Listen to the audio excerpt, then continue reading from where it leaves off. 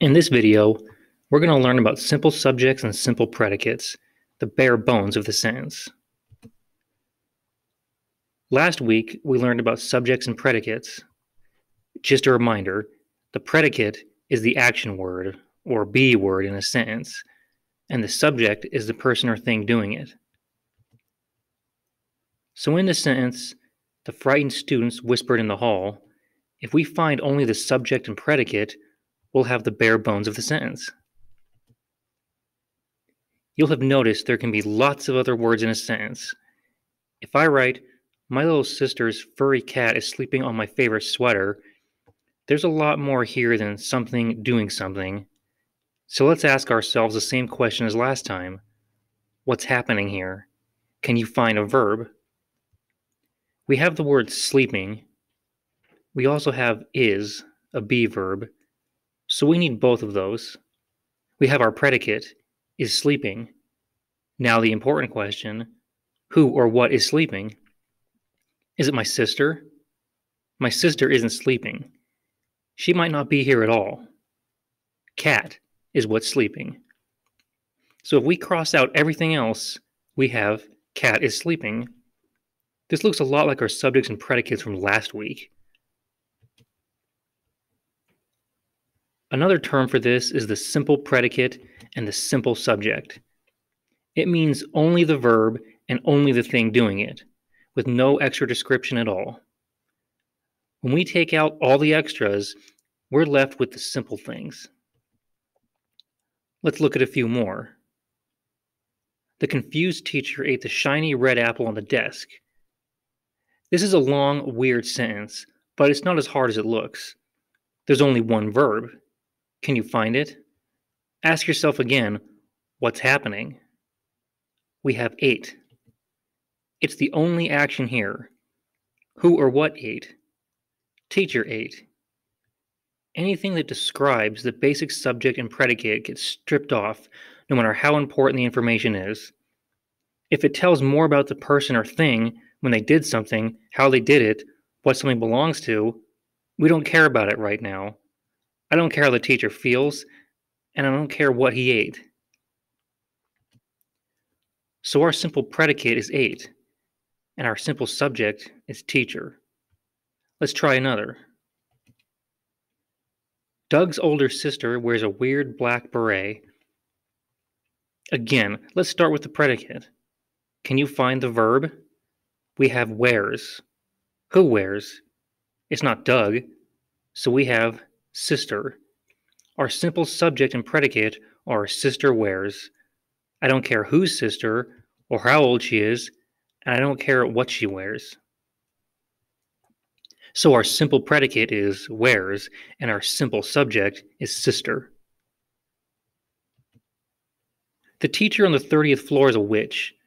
I'll give you a moment to look at this one. Find the verb, and then decide who or what does it.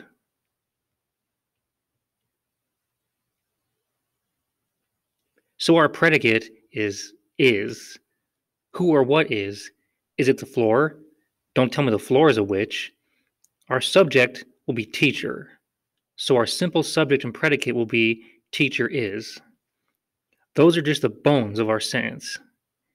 Anytime we see a phrase that starts with on, in, of, or other things like that, it's just describing something else. It can't ever be the subject or the predicate.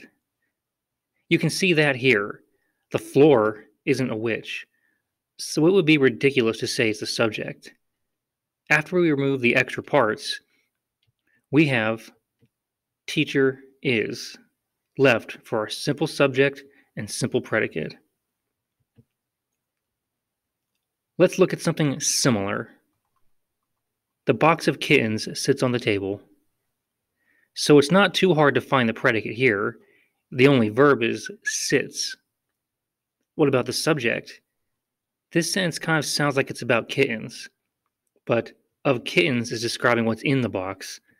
Box isn't describing anything. So, box sits will be our simple subject and predicate. Just for fun, let's look at a crazy example. The giant box of deadly snakes was never delivered to the zoo. This sentence describes a scary situation. There's a missing crate of dangerous creatures. Let's look at just how much of it we don't care about when we're finding the simple subject and predicate. First, let's find the verb. I see, delivered. We also have a be verb, was. So our simple predicate is was delivered. I know the word never appears in this sentence. We have something that wasn't delivered, but never is an adverb. It describes whether something happened. So we need to take it out, along with to the zoo, which just describes where the delivery should have happened. Now, what was not delivered? I see a giant box of deadly snakes. Giant describes the box, and the is never very important, so we'll get rid of those. Now we have box of deadly snakes. Now this is important. Just like giant was describing the box, so is of deadly snakes. Anytime you see a phrase that starts with of or with or anything else like that, we have to take it out to find the simple subject. When you're not down to one word, always ask yourself if part of what's left is telling more about something else. In this case, of deadly snakes is telling us what's in the box. To find this simple subject, I don't care what's in the box. So our simple subject and predicate will be box was delivered. Why would we care whether the simple subject is the box or what's in it? Well, often the same verb looks different depending on who or what is doing it. I am, but you are. I dance, you dance, but he dances. Let's think about our boxes of kittens and snakes. If there wasn't a box, we would have the kittens sit on the table. If the box is what's sitting, we need to make the verb match box. Kittens sit, but the box sits. It's the same with the snakes. If we send the snakes without a box, we would have the snakes were delivered, but it's a box being delivered, and you wouldn't want to say the box were delivered no matter what's in it.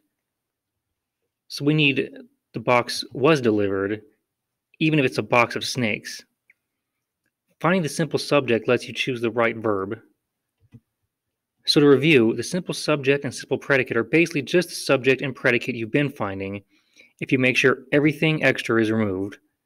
And you always want to match the verb to the simple subject.